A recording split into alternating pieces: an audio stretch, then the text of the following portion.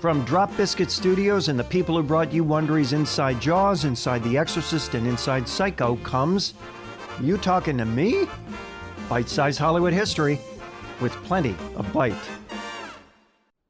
The bomb called John Carter. This is You Talking to Me? I'm Mark Ramsey. When a bomb explodes, it destroys everything in its proximity. Life, limb, property, it all goes up in a cloud of smoke and fire. Well, when a bomb strikes Hollywood, it's the same thing, but bigger. Because in Hollywood, a bomb is almost always a nuke, and the resulting mushroom cloud carries more than shunned movie prints. Oh no, it carries careers and livelihoods and visions of franchises. John Carter was one such movie. Based on the Edgar Rice Burroughs novel A Princess of Mars, the project had everything.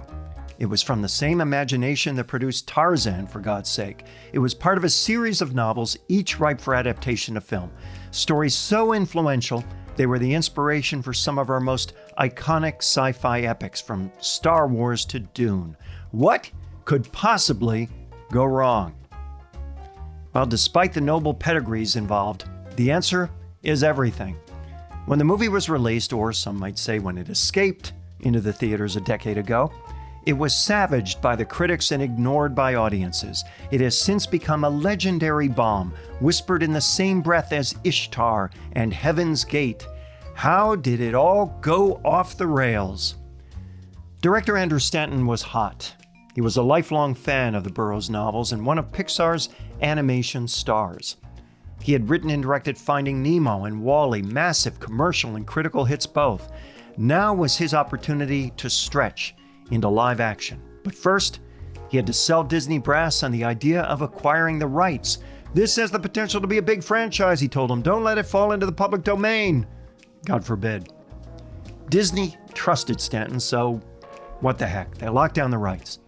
Stanton and his team got busy creating hundreds of pages of production art, and one day a visitor got an early peek at that art and knew he had to get involved. That visitor was Pulitzer Prize-winning writer Michael Chabon.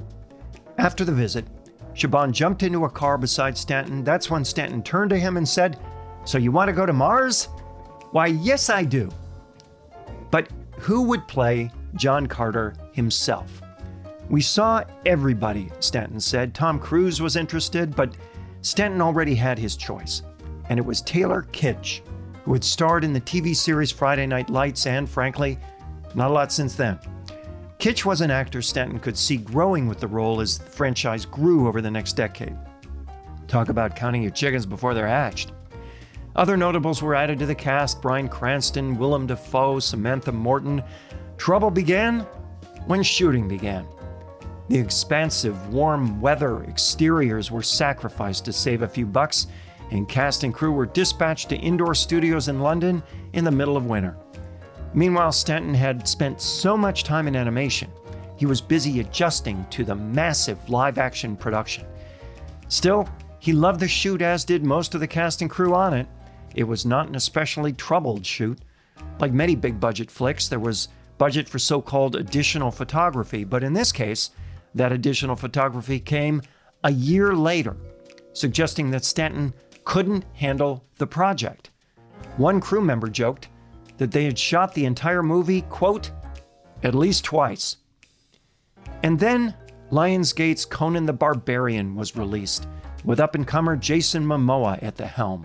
It was a story similar enough to John Carter's that when it disappointed at the box office, the powers that be at Disney got nervous. And so did the cast and crew of John Carter.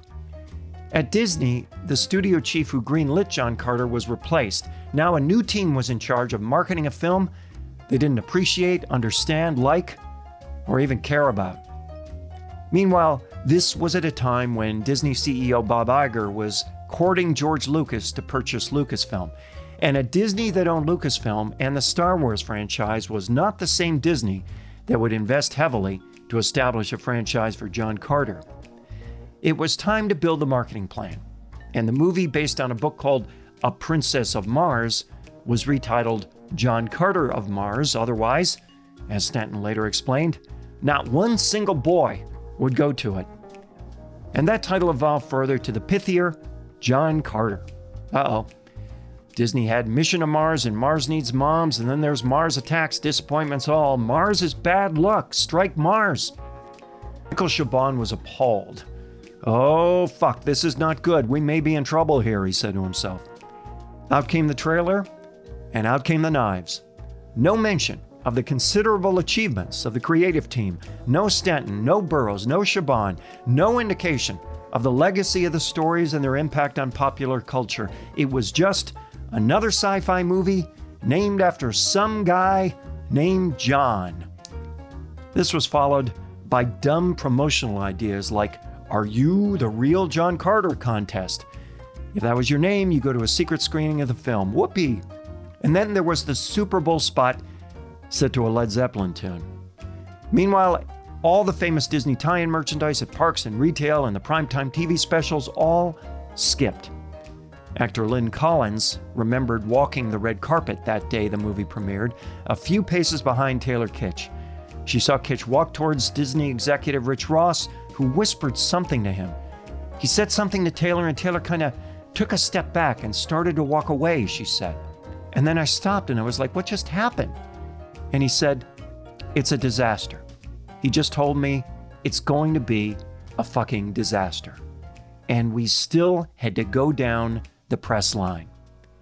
Ouch. The movie opened to a mere $281 million worldwide, well below the production costs. It ranked second that first week behind The Lorax. 10 days later, Disney announced it would take a $200 million write-down on the movie. Stanton spent a lot of time licking his wounds over John Carter, but as he later said, I know that the sun was still going to rise, and John Carter doesn't have to be everything about my life. Disney CEO Bob Iger was one of the first to call Stanton. He gave him a quote from a speech by Teddy Roosevelt. That quote in part, "It's not the critic who counts. The credit belongs to the man who is actually in the arena, who comes up short again and again, who spends himself in a worthy cause, and who, at the worst, if he fails, at least he fails while daring greatly." Follow us on Apple Podcasts, Spotify, or wherever you're listening right now, and please give us more stars than you gave John Carter. That's you talking to me. I'm Mark Ramsey.